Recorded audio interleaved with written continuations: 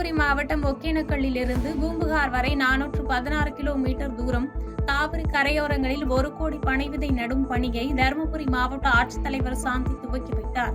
இந்த நிகழ்வில் தருமபுரி சட்டமன்ற உறுப்பினர் ஜி. கே. மணி, உள்ளாட்சி அமைப்புகளின் பிரதிநிதிகள், மாவட்ட அளவிலான அனைத்து துறை அலுவலர்கள் கலந்து கொண்டனர். நகைச்சுவை நடிகை அறந்தாங்கி நிஷா மற்றும் தன்னார்வலர் அமைப்புகள் கலந்து கொண்டனர். மேலும் பள்ளி, கல்லூரி மாணவர்கள், பல்வேறு இயக்கங்கள், அமைப்புகள், விவசாயிகள் என பலர் கலந்து கொண்டு பனை விதைகளை நட்டு வருகின்றனர். மேலும் இந்த பணியில் ஈடுபடும் நபர்கள் உதவி என்ற மொபைல் ஆப் மூலம் பதிவு செய்து கொண்டு இந்த பணியில் தன்னை ஈடுபடுத்திக் கொள்ளலாம் என பனை விதை நடும் இயக்கம் சார்பில் தெரிவித்துக் கொண்டுள்ளது.